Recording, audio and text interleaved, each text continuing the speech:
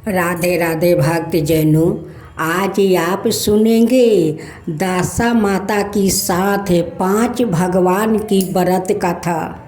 जो भक्त इस 5 भगवान का महापुण्य वाला कथा सुनेंगे उन पर जरूर 5 भगवान का कृपा होगा, उनकी सारे मनोकामना पूरा होगा। आप सुने दासा माता की 9वां व्रत कथा। एक गांव में एक बुढ़िया ब्राह्मणी रहती थी। वो बहुत गरीब थी। उसके एक बेटा था। एक दिन वो अपने बेटे से बोली, बेटा कुछ ऐसा काम करो जिससे 4 पैसे की आमदनी हो और हम दोनों का जीवन निर्वाह हो जाए। अब मेरे तो बुढ़ापे के कारण हाथ पैरों ने जवाब दे दिया है। तब उसका लड़का गांव वालों के जानवरों चराने लगा। एक दिन लड़का पशुओं को पानी पिलाने नदी पर ले गया।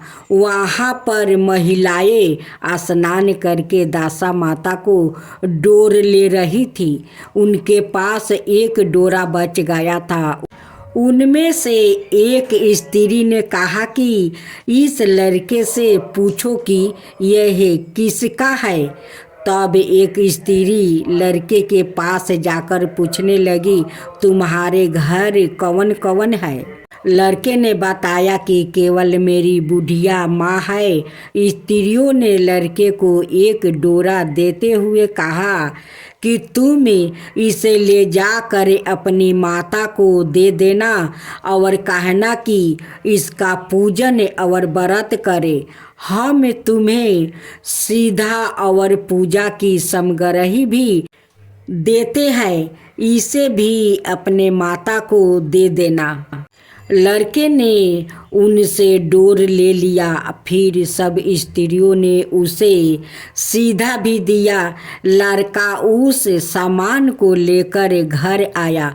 उसने दरवाजे से ही माँ को पुकार कर कहा, गठरी को उतार लो, मैं बोझ से दबा जा रहा हूँ। उसकी माँ बहुत प्रसन्न हुई। माँ ने बेटे से पूछा, यह सब कहाँ से लाया हो। लड़के ने माँ को सब समाचार सुनाकर दासा माता का डोर भी दे दिया। बुढ़िया ने डोर को लेकर माथे से लगाया और उसी दिन से व्रत करने लगी। 9 दिन तक कथा कहानी कहती रही। 10वें दिन उसने डोर की पूजन तैयारी शुरू किया। वो डेहरी के बाहर गोबर से लीप रही थी कि उस समय एक बहुत ही गरीब बुढ़िया आकर बोली कि क्या कर रही हो बहन। उसने जवाब दिया कि आज मेरे घर पर दासा माता का पूजा है, इसलिए लीप रही हूँ। उस बुढ़िया रूपी दासा माता ने कहा कि मुझे बहुत प्यास लगी है, थोड़ा सा पानी पिला दे। इस पर लड़के की माता बोली, मैं तो इस मिट्टी के बर्तन से पानी पीती हूँ, मेरे यह लोटा लुटिया कुछ नहीं है, तुमको पानी किससे मैं भर के दूँ। एक कटोरी ही मेरे घर में है, पता नहीं वो कहाँ पड़ी होगी। जरा तुम ठहरो, मैं कटोरी ले आऊँ तब तुमको पानी पिलाऊंगी। बुढ़िया हाथ धोकर अंदर कटोरी लेने गई। इस बीच दासा माता, जिन्होंने बुढ़िया का रूप धारण कर रखा था, उसके मटके रखने की जगह पर एक सोने का घड़ा रख कर अंतर्ध्यान हो गई। बुढ़िया कटोरी लेकर मटके के पास गई। वहाँ सोना का घड़ा देख कर घबराई। वो मन ही मन सोचने लगी कि मुझ पर बुढ़ापा में चोरी का नाम लागेगा, मैं चोर कहलाऊंगी। वो इस चिंता में दासा माता रूपी बुढ़िया को खोजने निकली। तब तक उसका लड़का भी घर आ गया था। उसने माँ से पूछा, तुम किसे खोज रही हो? उसने बताया, अभी सीरन अवस्था वाली बुढ़िया आई थी और यहाँ सोने का घारा राख कर ना जाने कहाँ चली गई। लड़का ने बताया, वही तो दासा माता थी, उन्होंने तुमको यह घारा दिया है। दोबारा फिर कभी वो आए तो उसके स्वागत में कोई कमी नहीं रखना और उनकी आज्ञा का पालन करना। जब तुम नदी पर नहाने जाओ, तुम्हें नदी घाट पर जो भी चीज मिले उसको दासा माता का दिया हुआ प्रसाद समझ कर ले लेना।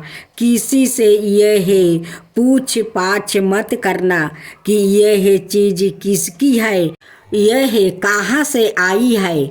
बुढ़िया नदी में नहा कर बाहर निकली तो उसे सोने का घारा भारा दिखाई दिया और उसके पास ही अच्छे वस्तु राखे थे। बुढ़िया ने कपड़ों को पहन लिया और घरे को हाथ में लेकर चलने की तैयारी थी कि चार कहारे एक डोली लेकर उसके पास आया। कहारों ने उसे डोली में बैठने को कहा। बुढ़िया जब घर पहुंची तो उसने देखा कि वहाँ तो एक आलीशान महल खड़ा है। बुढ़िया महल के अंदर चली गई। वहाँ उसने श्रद्धा पूर्वक और भक्ति भाव से दासा माता के डोर का पूजन किया और हाथ जोड़ कर वरदान मांगा कि जिस प्रकार तुमने मुझे संपत्ति दी है उसी प्रकार मेरे घर में एक सुशील बहू और आ जाए, तभी यह सब शोभा देगा। कुछ दिनों बाद लड़के का विवाह हो गया और बहुत ही सुंदर सुशील बहू बुढ़िया के घर आ गई। बुढ़िया ने दरवाजे पर दासा माता से वर मांगा कि जैसे मेरे बहू बेटे सुशील और सजन है उसी प्रकार के मैं पुत्रा पाऊं। कुछ दिनों बाद बुढ़िया के यहाँ एक पुत्रा रूपी रतन पैदा हुआ। एक दिन बुढ़िया ने अपनी बहू को पास बैठकर समझाया कि मेरी यह सब संपत्ति दासा माता की वरदान की हुई है। उन्हीं के कृपा से तुम इस घर में आई हो। मेरे नहीं रहने के बाद यदि कोई मैले कुचले कपड़े धारण किए बुढ़िया तुम्हारे घर पर आए तो उसे आंचल के छोर से पोंछ डालना, धीन मत करना, उसे प्रार्थना करना। यह सब आप का ही दिया हुआ तो है। सब भी दासा माता का डोर लेने हो तो तब उसको तुम भी अवश्य लेना और श्रद्धा पूर्वक उसका पूजन करना।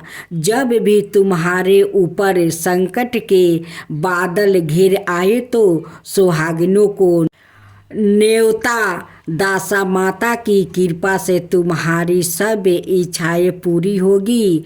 कुछ दिनों के बाद बुढ़िया का स्वर्गवास हो गया। दासा माता ने सोचा कि बुढ़िया के घर चलकर देखना चाहिए कि उसकी बहू सास के वचनों का पालन करती है या नहीं।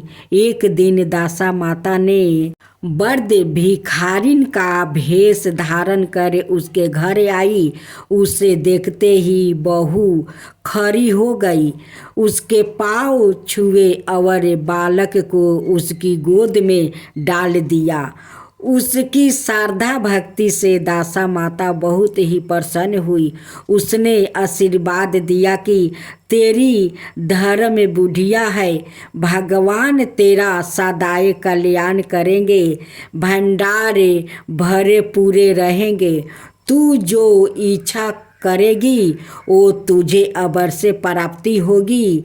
दासा माता ने जैसी कृपा बुढ़िया ब्राह्मणी पर किया वैसा ही कृपा भक्तों जनों पर बनी रहे। सुने महालक्ष्मी व्रत कथा। माँ लक्ष्मी की जय हो, माँ लक्ष्मी की जय हो।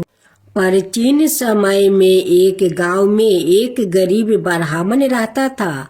वो भगवान विष्णु का भक्त था। वो नियमित रूप से श्री विष्णु की पूजा करता था। एक बार श्री हरि ने उस ब्राह्मण की पूजा से प्रसन्न होकर उससे वर मांगने को कहा। तब ब्राह्मण ने इच्छा जाहिर की कि लक्ष्मी जी का निवास उसके घर में हो। यह सुनकर विष्णु जी ने लक्ष्मी जी की प्राप्ति का मार्ग ब्राह्मण को बताया। विष्णु जी ने कहा कि मंदिर के सामने एक स्त्री आती है जो यहाँ आकर उपले थापती है, उसे अपने घर आने का निमंत्रित दो। वो धन की देवी है। जब लक्ष्मी जी तुम्हारे घर आएगी तो तुम्हारा घर धन धनाय से भर जाएगा। इतना कहकर विष्णु जी ध्यान मगन हो गए। अगले दिन सुबह 4 बजे से ही मंदिर के सामने ब्राह्मण आकर बैठ गया। कुछ ही देर में लक्ष्मी जी उपले थापने वही आई। ब्राह्मण ने उनसे उसके घर आने का निवेदन किया। वो सुन लक्ष्मी जी समझ गई कि यह सब विष्णु जी ने ही उससे करने के लिए कहा है। तब उन्होंने ब्राह्मण से कहा कि तुम महालक्ष्मी व्रत करो। यह व्रत 16 दिन तक व्रत करने और 16वां दिन रात को चंद्रमा को अर्घ देने के बाद ही तुम्हारा मनोरथ पूरा होगा। इसके बाद लक्ष्मी जी की पूजा कर ब्राह्मण ने देवी को उत्तर दिशा की और मुख करके पुकारा। उसकी तपस्या से प्रसन्न होकर माल अपना वचन पूरा किया। तब से ही यह व्रत पूरी श्रद्धा किया जाता है। ऐसा करने से व्यक्तियों को माँ का आशीर्वाद प्राप्ति होता है। महालक्ष्मी व्रत का महत्व। हिंदू धर्म में महालक्ष्मी व्रत पूरे 16 दिनों तक रखा जाता है। हालांकि यह निर्जला व्रत नहीं होता है, लेकिन अन्न ग्रहण करने की मनाही होती है। आप इस व्रत में फलाहार कर सकते हैं। 16वां दिन व्रत का उद्यापन किया जाता है। यदि आप 16 दिन तक महालक्ष्मी व्रत करने में असमर्थ है तो शुरुआत के 3 यह आखिरी के 3 व्रत रख सकते हैं। इससे लोग की सभी मनोकामनाएं जल्दी ही पूरी होती है और घर में सुख समृद्धि का वास होता है। एक बुढ़िया माई की कहानी। एक बुढ़िया माई थी। वो व्रत नियम बहुत रखती थी। एक दिन भगवान के घर से यमदूत लेने आए। बुढ़िया माई यमदूत के साथ चल गई। आगे गहरी नदी बह रही थी। बुढ़िया माई डूबने लगी। तब यमदूत ने पूछा, माई गाय दान की है? बुढ़िया माई ने मन में गाय माता का ध्यान किया तो गाय माता उपस्थित हो गई। गाय की पोंछ पकड़ कर बुढ़िया माई ने नदी पार कर लिया। आगे गई तो काले कुत्ते खाने दौड़े।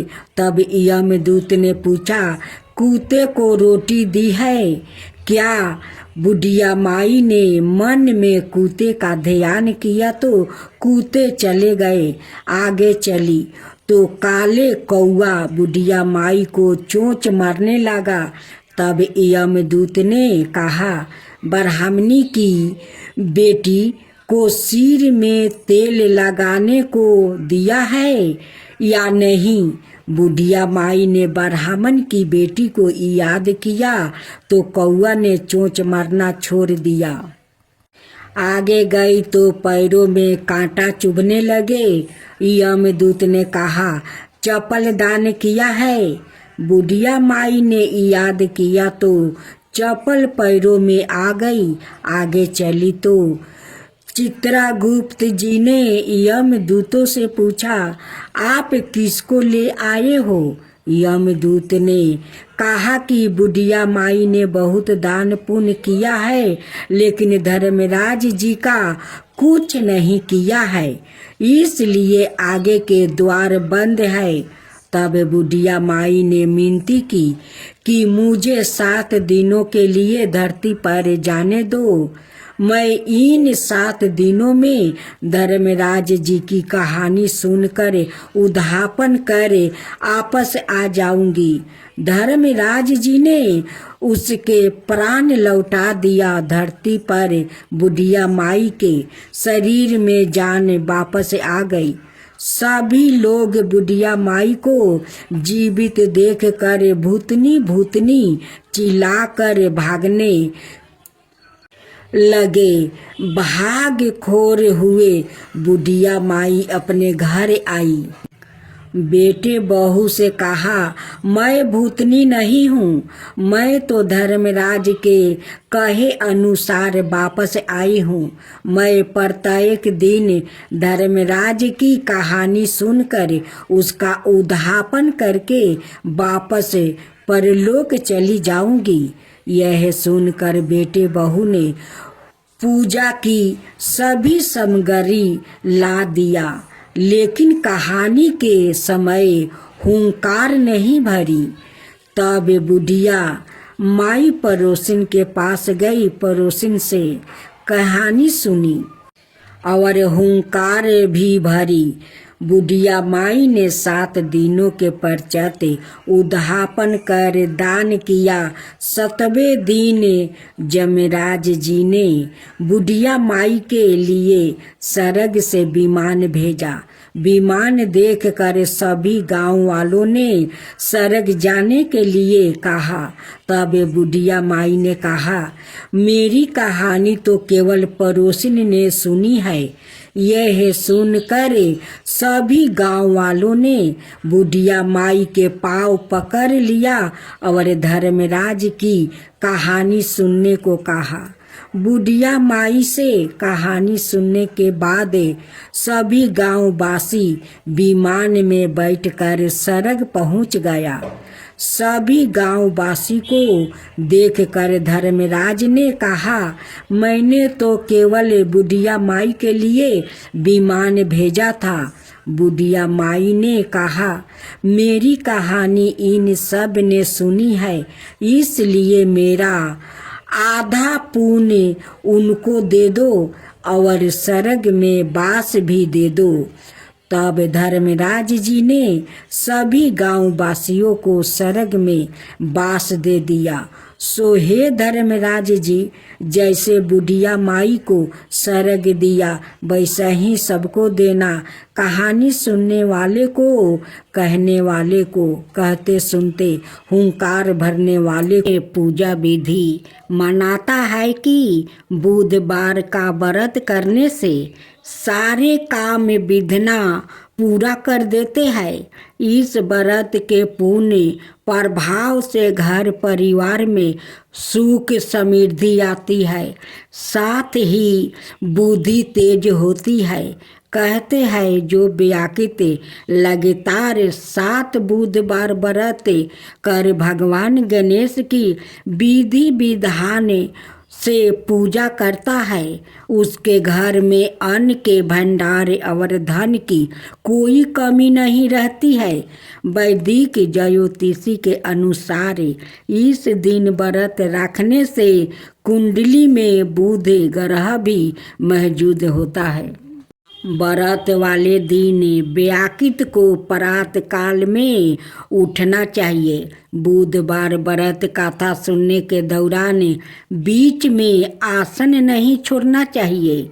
इस व्रत में पूरा दिन फलाहार करें। शाम के वक्त पूजा के बाद एक वक्त का भोजन करें। बुधवार व्रत में मूंग दाल का हलवा, दही या फिर हरी वस्तु से बने भोजन का ही सेवन करना चाहिए। इस दिन हरे रंग के वस्तु, फूल और सब्जियों का जरूरतमंदों को दान भी करें। ऐसी मान्यता है बुधवार के दिन इस मंत्र का जप करने से व्याकित की सारी मनोकामना पूरी हो जाती है। इस मंत्र का जप 108 बार करें। एक किसान और एक मूषक की कहानी खूब सुंदर है। एक गांव में एक किसान रहा करता था। वो बहुत गरीब था। किसान ने धन पैदा करने के लिए कई प्रयत्न किया, परंतु हर बार वो अपने प्रयत्नों में असफल रह जाता है। एक दिन किसान अपने खेत से उदास लौट रहा था। रास्ते में एक मूषक महाराज बैठा था। देखा और सोचा कि यह मूषक महाराज तो गणेश भगवान का असवारी है, ये तो वाहन है। शायद इस मूषक महाराज के कारण मैं अब तक निर्धन हूँ। यदि यह मूषक महाराज मुझे प्रसन्न हो जाए तो मेरा काम चल जाए। ऐसा सोचकर किसान उस मूषक महाराज को क्यों ना मैं लड्डू खिलाऊं, ये सोचकर किसान घर जाता है और एक लड्डू लिया कर वो मूषक महाराज को सामने रख देता है और हाथ जोड़कर कहता है कि हे मूषक महाराज, आप तो विघ्नहर्ता का सवारी है, मेरा भी दुख हर लीजिए। मैं बहुत गरीब निर्धन किसान हूँ। मेरे खेत में पैदा नहीं होता है। इतना फसलें गाड़ता हूँ लेकिन फसल उग नहीं पाता है। मैं आपसे प्रार्थना करता हूँ कि मेरा दरिद्रता दूर कीजिए हे मूषक महाराज। मूषक महाराज तो वहाँ से टस से मस नहीं हुआ, वो बैठा रहा। किसान वो घर चला जाता है। जब सुबह किसान वो आकर देखता है तो उस कटोरे में एक सोना का मोहर है। किसान बड़ा प्रसन्न हुआ। किसान ने अपने चारों ओर देखा, परंतु मूषक महाराज नजर नहीं आया। किसान को विश्वास हो गया कि यह हो ना हो कोई मूषक महाराज गणेश भगवान तो नहीं है। मुझे तो इसकी प्रतिदिन कुछ सेवा करनी चाहिए। ऐसा सोचकर उसने यहाँ निश्चित किया कि वो रोज कटोरे में एक लड्डू भरकर मूषक महाराज का स्थान पर राख आया करेंगे। किसान ने ऐसा ही किया। वो मूषक महाराज के बिल्कुल द्वार पर रोज एक लड्डू का कटोरा राख आता। मूषक महाराज रोज लड्डू खा लेते हैं और एक मोहर उस कटोरा में डाल देते हैं। इस तरह प्रतिदिन एक मोहर मिलने से वो किसान माला माल होने लगा। लोग कहते हैं ना कि जिसका भाग में होता है उसी को धन मिलता है और जिसको भाग में नहीं होता है उन्हें धन नहीं मिलता है। वही हुआ किसान के साथ। एक दिन की बात है, किसान को कुछ कार्यवश बाहर जाना पड़ा। किसान ने चलते समय अपने बेटा को समझा कर बता दिया कि देखो बेटा, मूषक देवता को रोज नियम से लड्डू उनकी बील के सामने राख आना। ऐसा ही किया। वो प्रतिदिन निश्चित समय पर लड्डू का कटोरा मूषक महाराज के बील के पास राख आता और दूसरे दिन उठा लाता। एक दिन किसान के बेटा ने सोचा कि मूषक महाराज के बिल में कोई खजाना है। मूषक महाराज लड्डू खाने के बाद रोज एक मोहर खाली कटोरे में डाल देता है।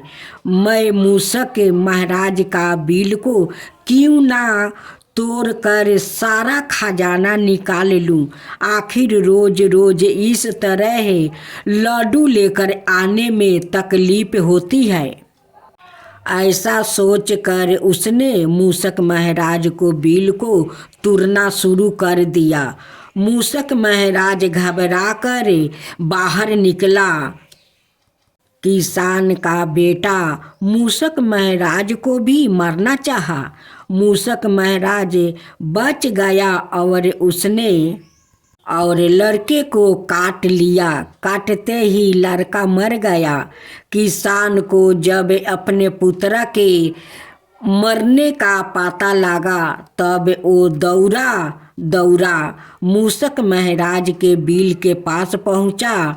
मूषक महाराज वहीं पर बैठा था।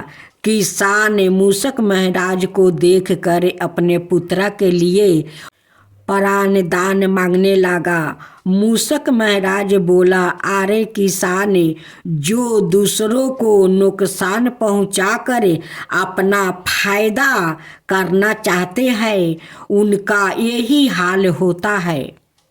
निःशर्त भाव से जो सेवा गणेश भगवान और मूषक महाराज को सादा करता है उसको सादा इच्छा फल मिलता है। किसान रोता हुआ अपने घर लौट आया। किसान बाजार जाता है। एक मिट्टी का गणेश और मिट्टी का मूषक महाराज खरीद कर घर में लाता है और उन्हें श्रद्धा भक्ति से वो पूजा करता है। गणेश भगवान किसान को सपने में दर्शन देते हैं और कहते हैं कि हे किसान, तुम तो मेरा श्रद्धा भक्ति से मेरे मूषक महाराज को रोज लड्डू खिलाया करता था, बड़े श्रद्धा भक्ति से। उसलिए तो मैं प्रसन्न होकर अपना मूषक महाराज को एक सोना का मोहर देता था और लड्डू खाकर उस कटोरा में वो मोहर डाल देता था। लेकिन तुम्हारा लड़का का तो लोभ हो गया कि उस बिल में लगता है धन है, उसलिए वो बिल को भी तोड़ दिया और मेरे मूषक महाराज वाहन को वो मारना चाहा। उसी कारण मेरे मूषक महाराज तुम्हारा बेटा को काट लिया। तुम्हारा बेटा मारा हुआ नहीं है, वो मूर्छित पड़ा है। जब किसान को आंख खुला तो वो कहने लगा कि ये तो सपना है। सपने में गणेश भगवान आए थे और मुझे ऐसे ऐसे बात कह गए। मैं जाकर देखूं तो कि मेरा बेटा मूर्छित पड़ा है और ना जीवित है। जब किसान जाकर देखता है कि उनकी बेटा उसी बिल के पास बैठा हुआ है, किसान देखकर बहुत प्रसन्न हो गया और बार बार गणेश भगवान और मूषक महाराज को वो धन्यवाद देने लगा और कहने लगा कि हे गणेश भगवान, मैं रोज आपका घर में पूजा करूँगा, रोज मूषक महाराज को लड्डू को भोग लगाऊंगा, आपका मोदक और लड्डू का भोग लगाऊंगा और श्रद्धा भक्ति से आपका पूजा करूंगा। हे गणेश भगवान, तब से किसान गणेश भगवान को घर में अपना पूजा करने लगा, मूषक महाराज को भी करने लगा। अब तो किसान का खेत में बहुत सारा अन्न आबादी होने लगा, घर में धान भरने लगा। अब तो किसान गरीब से अमीर बन गया।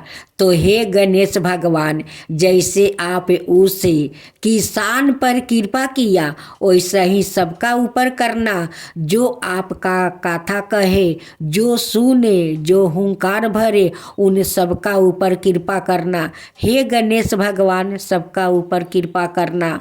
हे मूषक महाराज, सबका ऊपर कृपा करना। राधे राधे भक्तजनों, आज आप सुनेंगे रविवार की व्रत कथा। जो लोग रविवार का दिन नमक छोड़ते हैं, वो लोग का रविवार का व्रत कथा पूरा सुनना चाहिए, ताकि रवि देवता उन पर प्रसन्न हो जाए और उनकी सारे इच्छाएं पूरा कर दे।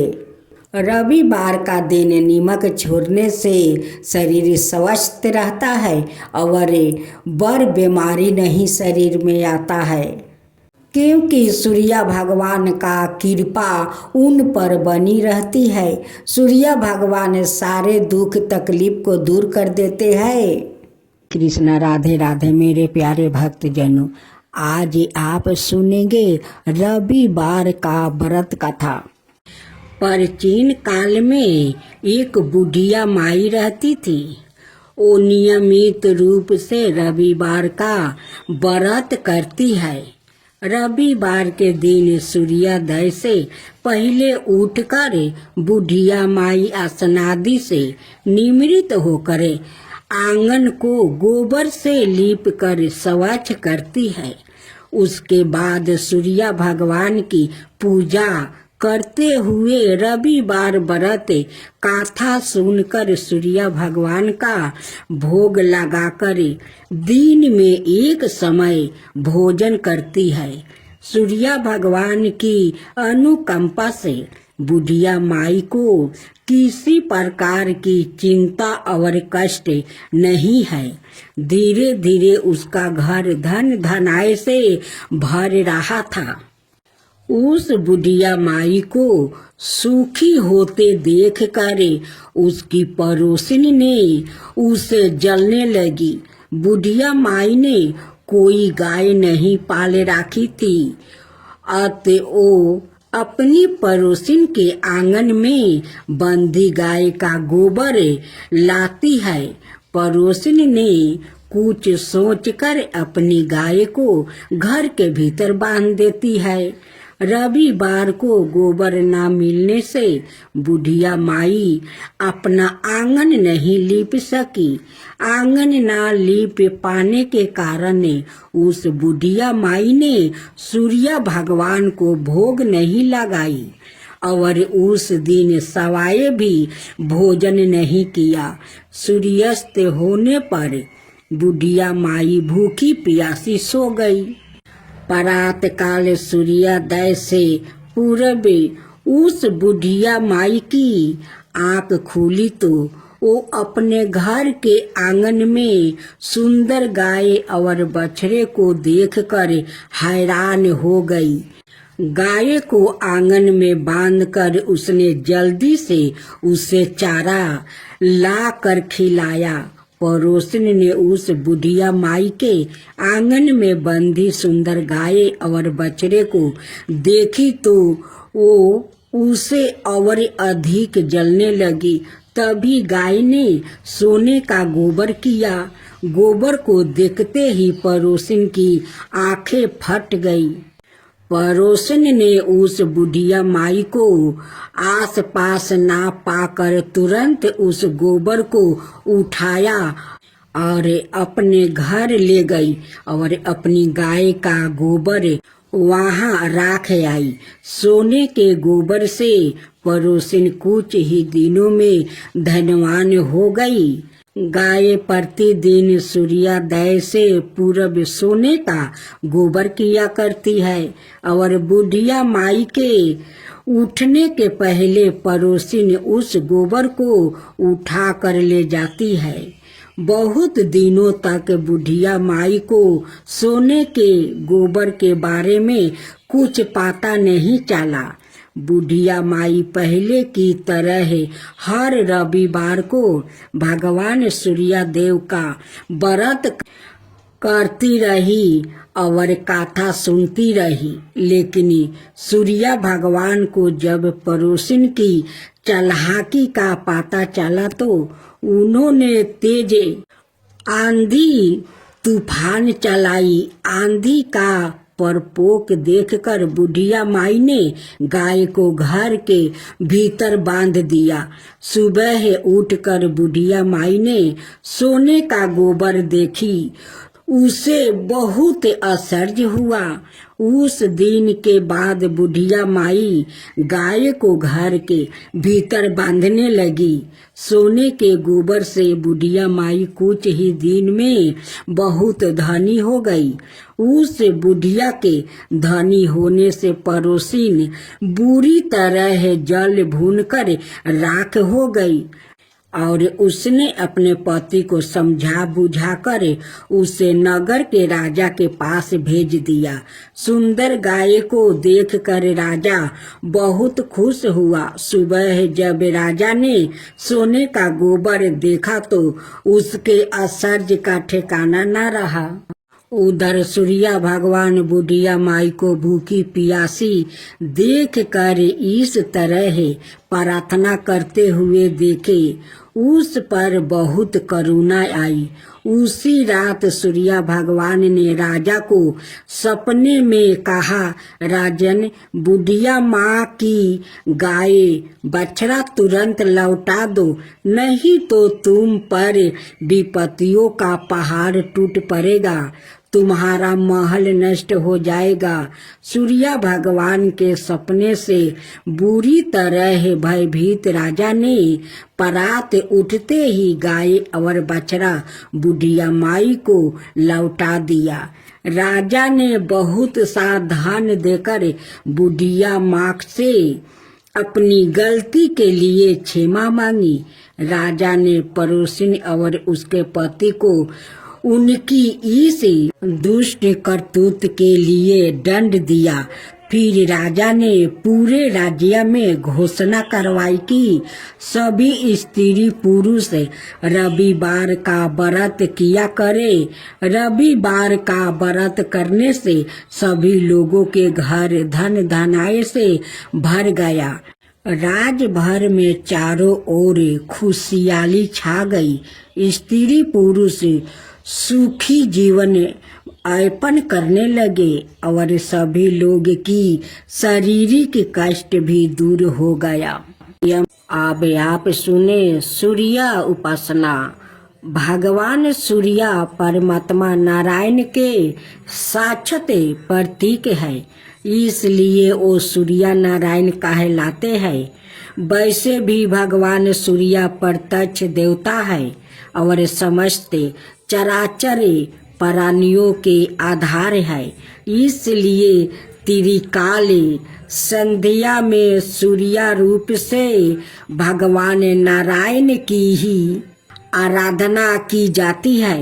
उनकी उपासना से तेज बल आहु और नेत्रा ज्योति की वृद्धि होती है। भगवान सूर्य का अवतार ही संसार के कल्याण के लिए है। वो नृत्य सभी को चेतनता प्रदान करते हैं। चराचर जगत पर कृपा करना ही उनका स्वभाव है।